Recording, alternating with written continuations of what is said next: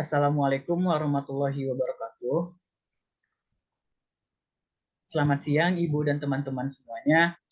Puji syukur kita panjatkan kehadiran Allah Subhanahu wa taala yang telah melimpahkan rahmat dan karunia-Nya kepada kita semua sehingga kita dapat berkumpul dan mengikuti perkuliahan kita pada siang hari ini. Salawat beserta salam tidak lupa pula kita panjatkan kepada Nabi Muhammad SAW dengan melafazkan Allahumma sholli ala Sayyidina Muhammad wa ala ali Sayyidina Muhammad. Kami dari kelompok 2 akan mempresentasikan dan memimpin diskusi pada hari ini mengenai administrasi hubungan sekolah dan masyarakat dengan dosen pengampu Ibu Dr. Rifma MPD.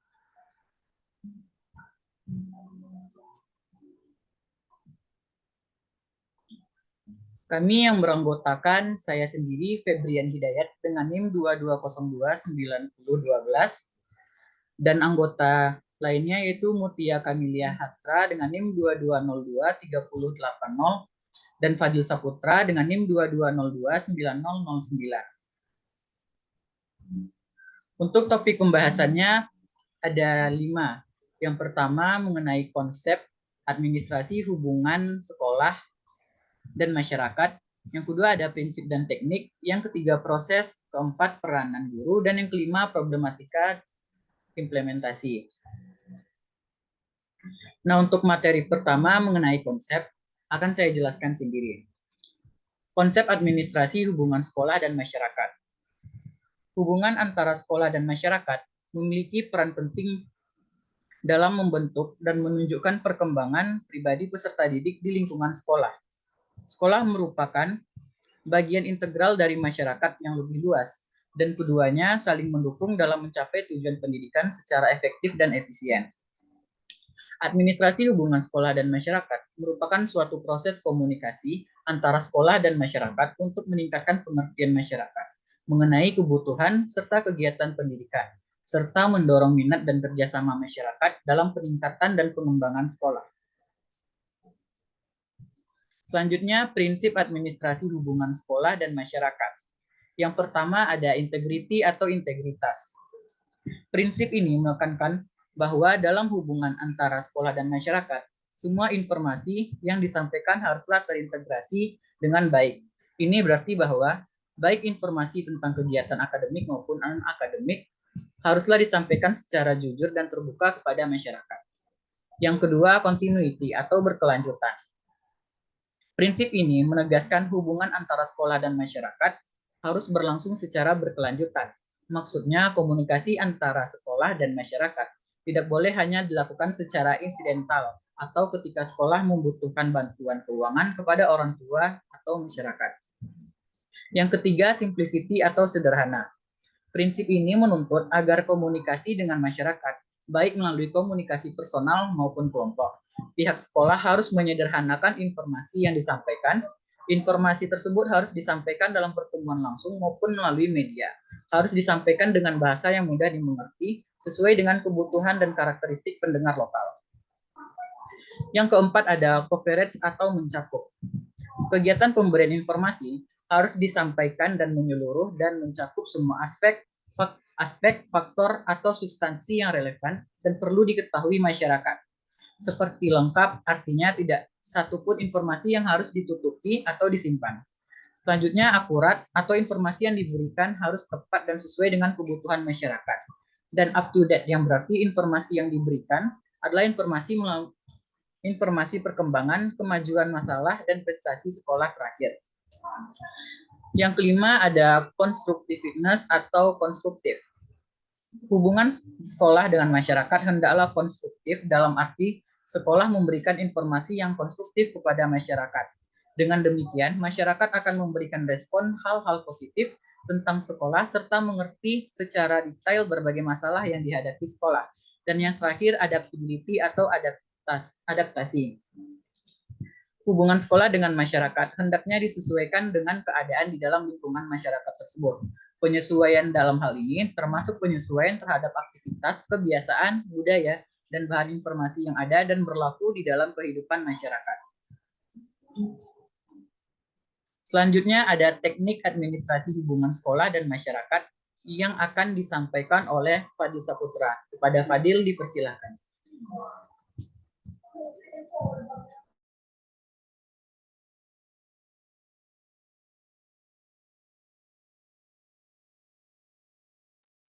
Baiklah, saya akan melanjutkan materi mengenai teknik administrasi hubungan sekolah dan masyarakat.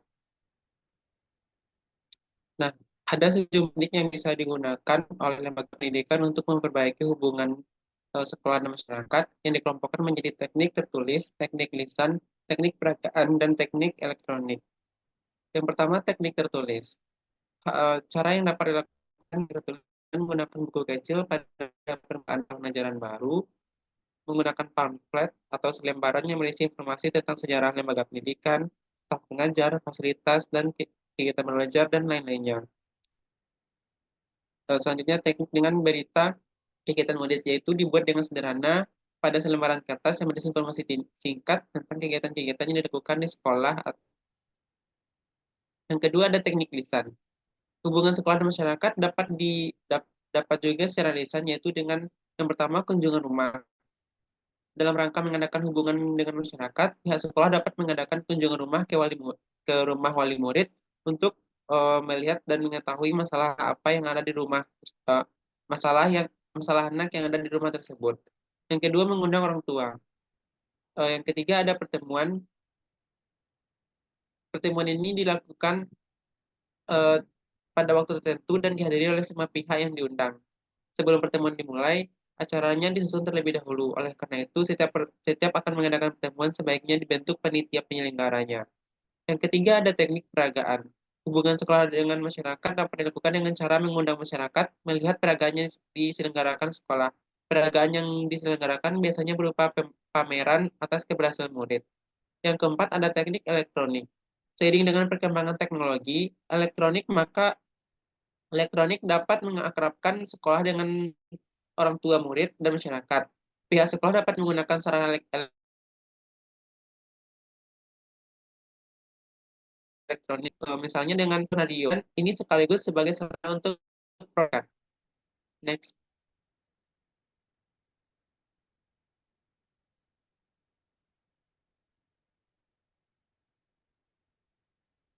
next.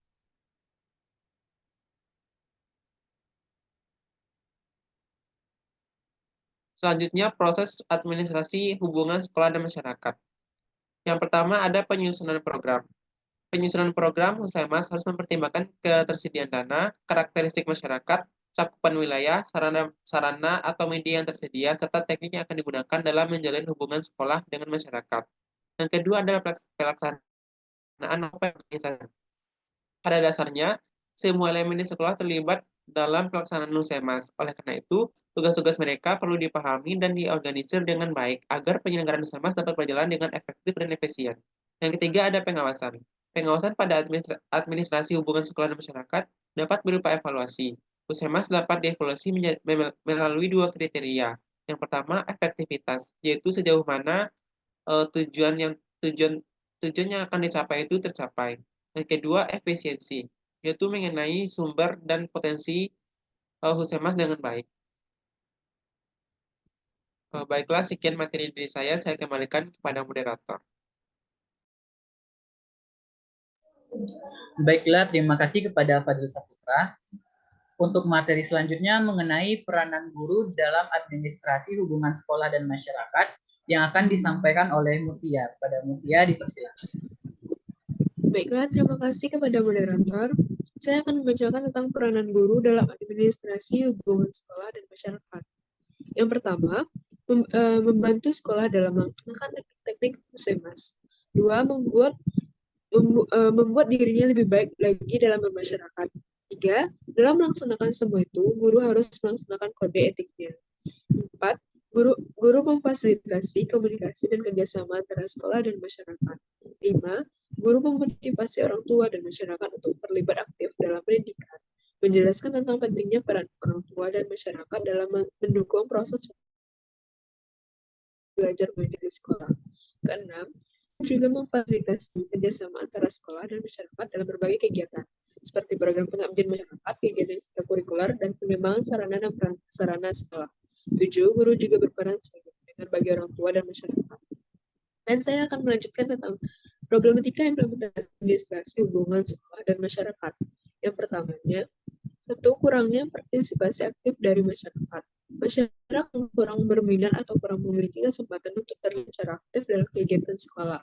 2, tidak adanya koordinasi yang baik antara sekolah dan masyarakat.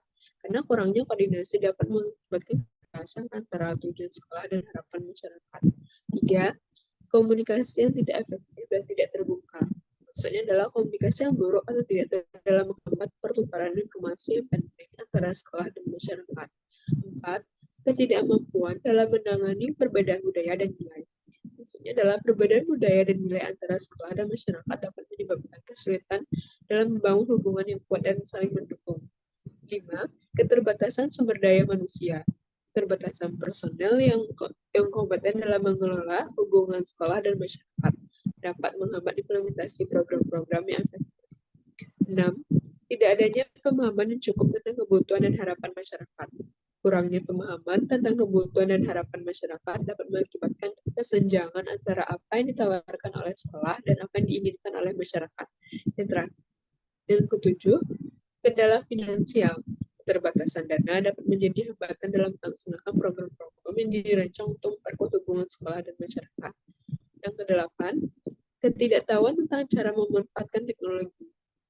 Karena kurangnya pemahaman tentang cara menggunakan teknologi dapat menghalangi sekolah dalam memanfaatkan media sosial atau platform digital lainnya untuk memperkuat hubungan dalam masyarakat. 9. Kurangnya dukungan dan pemahaman dari pihak sekolah. Ketidakpedulian atau kurangnya pemahaman dari pihak sekolah tentang pentingnya hubungan dengan masyarakat dapat menghambat upaya untuk membangun kemitraan yang kuat. Dan 10. Tidak adanya evaluasi dan pemantauan yang teratur. Kurangnya evaluasi dan pemantauan terhadap program-program hubungan sekolah dan masyarakat dapat menghambat kemampuan sekolah untuk menilai keberhasilan dan membuat perubahan yang diperlukan. Penjelasan saya kembalikan kepada moderator. Baiklah, terima kasih kepada Mutia.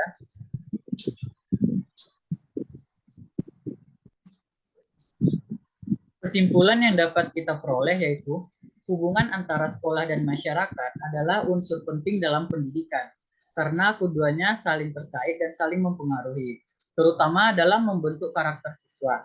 Komunikasi yang efektif antara sekolah dan masyarakat menjadi kunci keberhasilan administrasi hubungan sekolah dan masyarakat atau Husemas. Jika hubungan ini berjalan baik, maka proses pembelajaran di sekolah dapat mencapai tujuan yang diinginkan.